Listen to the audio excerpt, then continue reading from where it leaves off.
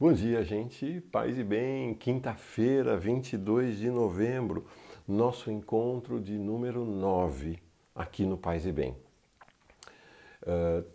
Tá vendo aqui, ó? É um fone que eu adaptei, é um microfone, na verdade, não é que eu adaptei no celular, vem junto com o celular. E porque de fato ontem, quando eu fiz a pergunta sobre a qualidade do som, muita gente reclamou que continuava ainda baixo, apesar das melhorias que eu tentei aqui. Então, estou usando esse microfone, que ele é direcional. Vamos ver se melhora a qualidade do som. Por favor, relatem para mim nos comentários se melhorou ou não. Eu conversei com o Leonardo Atucci, e aí nós combinamos o 247, então vai fornecer, a gente está vendo uma câmera que vai ficar em cima, não já desse celular, mas do notebook, que vai captar o som e vão ter uma imagem com qualidade bem legal em breve, tá bom? Mas aí, por enquanto, nós vamos ter esse microfonezinho aqui, se melhorar. Vamos ver mais tarde, eu vou receber de novo, com enorme gratidão, o retorno da nossa pequena comunidade. Paz e bem, paz e bem. Os dois pedidos de sempre. Por favor, inscreva-se no canal Paz e Bem. Se você não está inscrito no canal da TV 247, também se inscreva, né? Nosso programa é transmitido tanto pelo canal Paz e Bem como depois pela TV 247. Fica fixo na página de vídeos de ambos os canais. E ainda, se der, do lado do canal da inscrição, clica lá no sininho para você receber as notificações. Estou tendo conversas fantásticas sobre a possibilidade de novos programas no canal Paz e Bem. Nós vamos ser muito favorecidos e favorecidas por esses novos programas de grande qualidade nessa jornada aí de uma espiritualidade engajada, de esquerda, no contexto do país e do mundo. Nosso tema hoje. Nosso tema hoje, a parte da reflexão de um homem que, como nós cristãos católicos costumamos dizer, homem santo. Homem santo ainda em vida. Dom Pedro Casaldáliga, está aqui, um livrinho dele chamado Nossa Espiritualidade. Deixa eu ver, esse livrinho aqui. A descrição vai estar, ou a referência bibliográfica dele vai estar, como sempre, na descrição do vídeo, logo abaixo. Dom Pedro Casaldáliga está vivo ainda, com um mal de Parkinson, um estágio bem avançado, mora em São Félix do Araguaia, onde é bispo emérito, portanto bispo aposentado, mas continua como um dos grandes líderes da igreja na América Latina e em todo o mundo. A vida, a saga de Dom Pedro Casaldáliga já mereceu um filme fantástico, um filme muito bonito mesmo, chama-se Descalços sobre a Terra Vermelha. Foi feito em 2014, são 3 episódios belíssimos mesmo, belíssimos, e ele está disponível. Então também na descrição do vídeo eu vou colocar o link para este filme, que é um relato da vida de Dom Pedro Casaldáliga, da chegada dele, desde a chegada dele ao Brasil. Dom Pedro é espanhol, veio da Espanha para cá, para assumir a sua condição de bispo, já como bispo, na prelazia de São Félix do Araguaia. E lá ele vai mergulhar na realidade, vai se surpreender e vai mergulhar na realidade do povo pobre, do povo miserável, né, do campo brasileiro, naquela região. Inicia um processo de grande conversão, então, ao povo brasileiro, torna-se um brasileiro, e o filme relata então a história da vida dele com a comunidade de São Félix do Araguaia, com a criação e o desenvolvimento das comunidades eclesiais de base e também da relação tensa que ele manteve com a sede do Vaticano, sob o governo do então cardeal Ratzinger, depois Papa Bento XVI, com o então Papa João Paulo II. Dom Pedro Casaldáliga sofreu algumas punições, vivia sob constante ameaça da cúpula conservadora do Vaticano. Quando ele chegou ao Brasil, o Papa era Paulo VI, e em plena ditadura. Ele só não foi morto pelos militares e pelos fazendeiros, chamados hoje de ruralistas ali da região, porque o Papa mandou um aviso aos generais da época, né, que são os antecessores dos generais que hoje voltam a mandar no Brasil. Se encostar em Dom Pedro Casaldáliga, encosta no Papa. e isso garantiu que ele não tivesse sido morto, nem fosse exilado, expulso do Brasil. Vale a pena. Dom Pedro Casaldáliga vale a pena. Então eu estou trazendo para abrir nossa conversa a reflexão de Dom Pedro Casaldáliga sobre um tema central para o cristianismo, o cristão e a cristã. Qual é este tema central? É a ideia de que o centro do nosso caminho é o reino de Deus. Vou ler então um pequeno trecho aqui do livro de Dom Pedro. Nisto, fundamentalmente, consiste a espiritualidade cristã, em professar, praticar, anunciar e esperar o Deus de Jesus, que é o Deus do reino, Deus da vida e da história, Deus dos pobres e da libertação, Deus Pai-Mãe, Deus Trindade. O reinocentrismo, portanto, colocar o reino no centro, reino de Deus no centro, é a chave de nossa espiritualidade, como é do próprio ser da igreja. Aqui Dom Pedro cita Papa Paulo VI, que eu mencionei há pouco. Só o reino de Deus é absoluto. Todo o resto é relativo. Volta Dom Pedro aqui. Pelo reino e para o reino, ela, a igreja, existe. Como para o reino Deus se fez Jesus. E Jesus para o reino. Para o reino, Jesus viveu, morreu e ressuscitou. Venha teu reino, de Jesus, né, na oração do Pai Nosso, em Mateus 6,10. É a paixão e o programa de Jesus de Nazaré. Venha teu reino. É também o reino a razão da história, sua solução, a finalidade da nossa vida, o destino da raça humana. Histórico e transhistórico, para além da história, o reino é a própria história da salvação, porque a salvação, a libertação integral, é a realização do reino de Deus. Um sério exame de consciência constante, que é prática canonizada na mais legítima espiritualidade cristã, obriga-nos, a mim, a você, a todos que desejam fazer um caminho de seguimento do cristianismo, do caminho do amor. Então, um sério exame de consciência constante obriga-nos a rever, sempre à luz do reino, nossa própria espiritualidade. Minha vida, minha oração, minha família, meu trabalho, minha ação política, minha pastoral, meu lazer. Estão eles orientados ao reino, motivados pelo reino, sustentados pela causa objetivo do reino?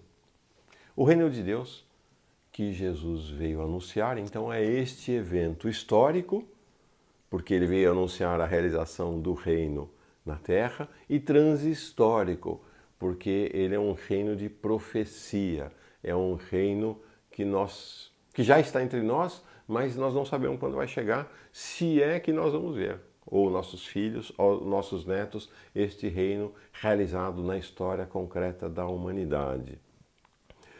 De qualquer maneira, o reino acontece em emergências, em eventos, em irrupções no nosso cotidiano. Tanto no nosso cotidiano pessoal, quanto no nosso cotidiano comunitário, no nosso cotidiano nacional e no nosso cotidiano mundial. Quando, por exemplo, um governo do PT institui a política de cotas e a gente vê milhares de filhos e filhas das famílias negras chegando à universidade, é um momento de reino. É um momento de reino acontecendo diante dos nossos olhos. A Bíblia de Jerusalém, Jesus trata da centralidade deste reino em diversas passagens no Novo Testamento, nos 4 testamentos que relatam a sua história, a história de sua passagem entre nós. O primeiro e fundamental é o que Dom Pedro Casaldáliga registrou nesse textinho breve. Venha a nós o vosso reino, ou venha o teu reino, é a frase central do Pai Nosso. Então, que este reino de justiça e paz venha até nós. Esta foi a oração que Jesus nos deixou e que é uma oração que ultrapassa os limites do cristianismo, né? O Pai Nosso é uma oração universal. Venha o teu reino, que teu reino se faça entre nós. É isto que nós rezamos toda vez em que a oração do Pai Nosso se faz no nosso coração ou na nossa comunidade. No relato das bem-aventuranças, que é também um texto central, então logo no começo do Evangelho de Mateus, vai dizer assim, disse assim: felizes ou bem-aventurados, ou numa tradução mais literal do hebraico, que as Bíblias em geral não usam, que é em marcha, né? A palavra original em hebraico é em marcha. Então coloquem-se em marcha os pobres no espírito, os anauins, os pobres de Deus, aqueles que caminham no segmento da verdade e do amor. Em marcha os pobres no espírito, porque deles é o reino dos céus, né? Mateus utiliza a expressão reino dos céus e não reino de Deus. Então, em marcha os pobres no espírito, porque deles é o reino dos céus. Isto abre as bem-aventuranças. E o reino fecha também, né, as bem-aventuranças quando diz: felizes ou em marcha os que são perseguidos por causa da justiça, porque deles é o reino dos céus. Então, o reino dos céus, como disse aqui Dom Pedro, é o princípio e o objetivo finalizante da caminhada daqueles que seguem Jesus. Já bem lá na frente do Evangelho de Mateus, também um texto central no Evangelho de Mateus, e que os conservadores, os cristãos conservadores, não gostam desse texto, né? Eles escondem esse texto, não mencionam, mas é um texto central, então o Evangelho de São Mateus é como tem essas duas guias. É as bem-aventuranças, que é o início da caminhada pública de Jesus, e depois, lá no final, no capítulo 25 do Evangelho de Mateus, eu vou deixar a citação na descrição, quando ele fala então do fim, ele fala do julgamento final, ele fala do momento e do fim da vida, ou do começo de uma nova vida. O que ele vai dizer? Quando o Filho do Homem vier em sua glória, e todos os anjos com ele, então se assentará no trono da sua glória, e serão reunidas em sua presença todas as nações, e ele separará os homens uns dos outros, como o pastor separa as ovelhas dos bodes, e porá as ovelhas à sua direita, os bodes à sua esquerda.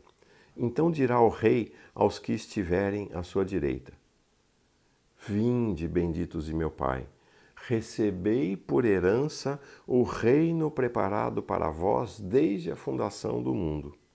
Pois tive fome e me destes de comer, tive sede e me destes de beber. Era forasteiro, era peregrino, era refugiado e me acolhestes. Estive nu e me vestistes, doente e me visitastes, preso e viestes ver-me. Então os justos lhe responderão: Senhor, quando foi que te vimos com fome e te alimentamos, com sede e te demos de beber? Quando foi que te vimos forasteiro e te recolhemos, ou nu e te vestimos? Quando foi que te vimos doente ou preso e fomos te ver? Ao que lhes responderá o rei: em verdade vos digo, cada vez que o fizestes a cada um desses irmãos mais pequeninos, a mim o fizestes.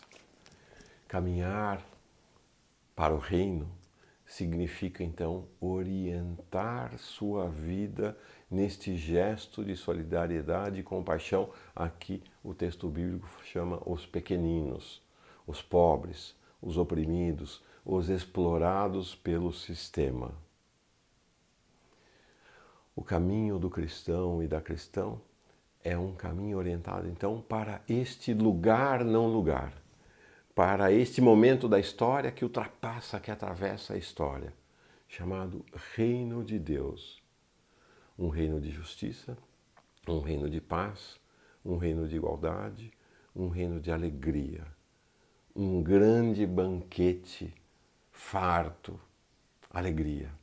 celebração da vida, superação das dinâmicas de morte que dão o tom tantas vezes neste mundo, dão o tom no Brasil neste momento, depois da eleição de Bolsonaro e com essa vociferação de ódio que a gente escuta reverberando nos ouvidos de toda a população brasileira a todo momento.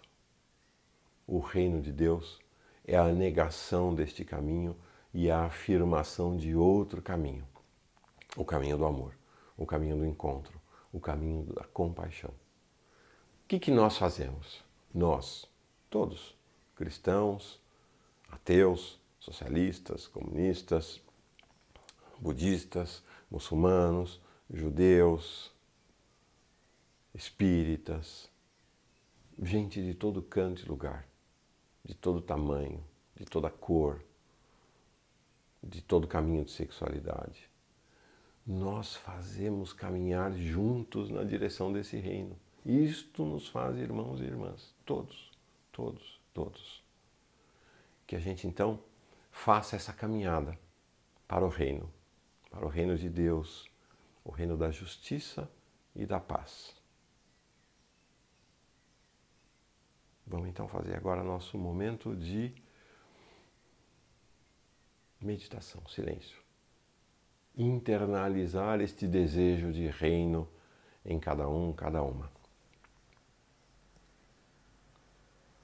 Fechando os olhos, então, espinha ereta e coração tranquilo.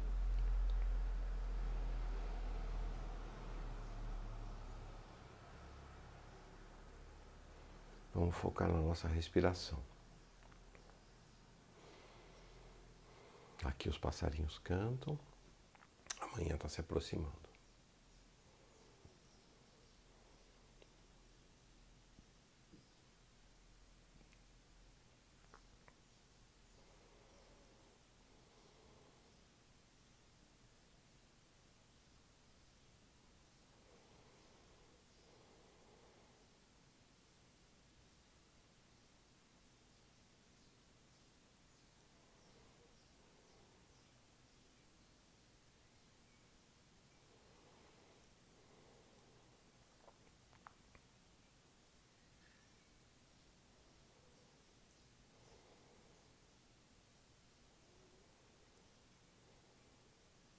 Devagarinho, então, vamos lá, abrindo os olhos. Ok. Não amanheceu ainda, mas vai amanhecer daqui a pouquinho. Vai amanhecer. Espero que tenha sido um bom encontro para você. Para mim foi. Caminhamos então no ritmo do centro dessa pequena oração chamada Pai Nosso. Venha o teu reino, venha a nós o vosso reino.